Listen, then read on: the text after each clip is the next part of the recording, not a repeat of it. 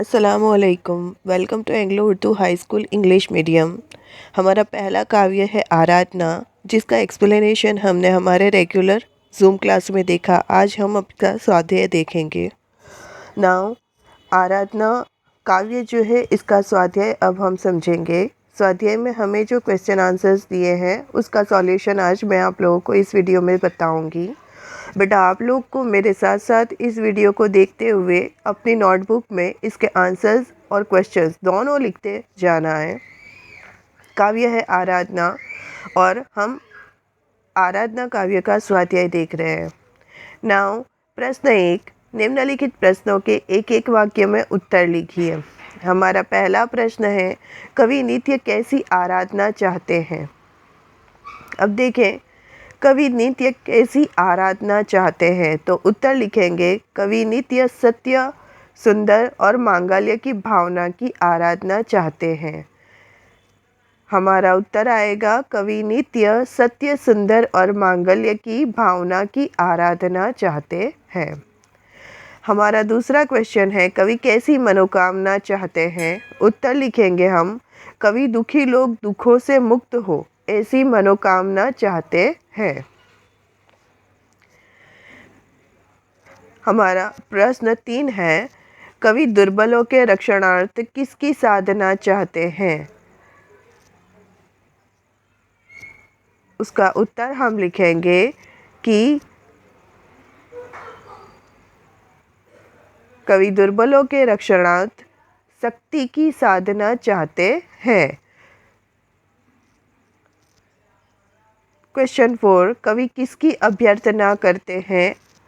उत्तर लिखेंगे हम कवि सबके जीवन में नया प्रकाश आने की अभ्यर्थना करते हैं। प्रश्न 5, कवि कैसी बंधुता की कामना करते हैं। उत्तर कवि ऐसी बंधुता की कामना करते हैं जिसमें सब स्वतंत्र होकर भी भाईचारे की भावना से जुड़े रहें। निम्नलिखित प्रश्नों के उत्तर लिखने हैं हमें। पहला प्रश्न है, कवि कैसे मांगल्य की आराधना करते हैं। कवि चाहते हैं कि सब लोग सत्य के मार्ग पर चले, सबके मन में सुंदर विचार और सब एक दूसरे के कल्याण की बातें सोचें। इस तरह कवि सबके कल्याण की कामना करते हुए मांगल्य की आराधना करते हैं। प्रश्न 2 है, कवि के अनुसार किसके दुख दूर होने चाहिए। तो उत्तर लिखेंगे हम कवि के अनुसार लोगों के दुखों का छुटकारा पाने का उन्हें कोई मार्ग नहीं सुझाता। उन्हें दूसरों की सहानुभूति नहीं मिलती, वे स्वयं अपने दुखों से मुक्त नहीं हो सकते। इसे उपेक्षित और असहाय लोगों के दुख दूर होने चाहिए।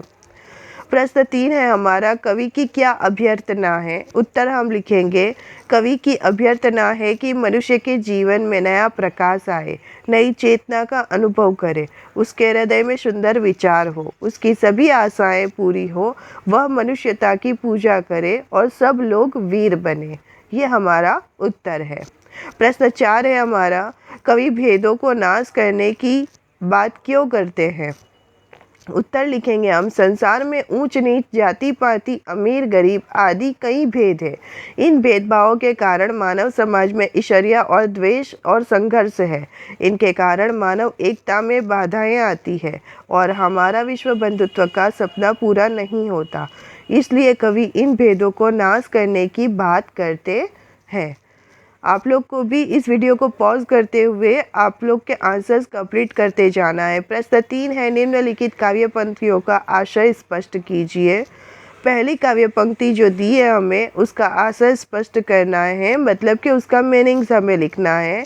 देह मंदिर चित्त मंदिर वाली काव्य पंक्ति का आशय स्पष्ट करते हुए कवि वसंत बापट उदाहरण और ऊंची दृष्टि के कवि है। उनके चित्त और देह की एक ही प्रार्थना है कि लोग अच्छा काम करें और सत्य के मार्ग पर चले। उनके हृदय में सुंदर विचार हो जो स्वार्थ त्याग कर सबके हित की बात सोचे।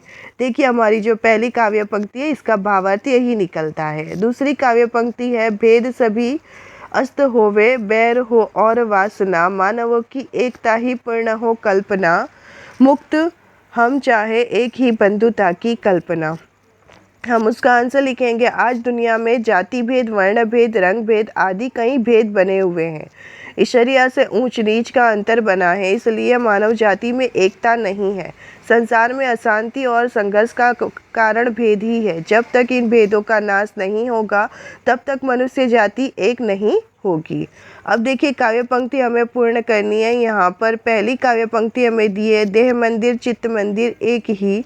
तो इसकी काव्य पंक्ति को पूर्ण करना है। देह मंदिर चित्त मंदिर एक ही है प्रार्थना, सत्य सुंदर मांगल्य की नित्य हो आराधना। दुखियारों का दुख जाए है यही मनकामना, वेदना को परख पाने जगाई संवेदना, दुर्बलों के रक्षणार्थ पौरुष की साधना। दूसरी काव्य पंक्ति हमारी जीवन में नवतेज हो, वहाँ से शुरू करते हुए हमें बंधुता की कामना तक पूरा करना है। तो इसकी काव्य पंक्ति हम लिखेंगे, जीवन में नवतेज हो, अंतरंग में भावना, सुंदरता की आस हो, मानवता की हो उपासना, शौर्य पावे धैर्य पावे यही है अभ्यर्थना, भेद सभी अस्त होवे वैर और वासना, मानव की एकता ही पूर्ण हो कल्पना, मुक्त हम चाहे एक ही बंधुता की कामना। यहाँ पर हमारी ये दूसरी काव्य पंक्ति पूर्ण होती है। हमारा प्रश्न 5 है, विरुद्धार्थी शब्द लिखिए। देखिए विरुद्धार्थी का मतलब होता है अपोजिट। पहला है दुख तो उसका अपोजिट सुख, जीवन मरण, सत्य असत्य, सुंदर कुरूप और अस्त का उदय। देखिए इस वीडियो में हमने पूरे पाँच प्रश्न सॉल्व किए हुए हैं। स्वाध्याय के जो 5 प्रश्न हमें दिए हैं उसे हमने सॉल्व किया है। बेटा आप लोग भी अपनी नोटबुक में इसे अच्छे हैंडराइटिंग में बिना स्पेलिंग मिस्टेक किए कंप्लीट कर लीजिए। Thank you for watching. जज़ाकल्लाह।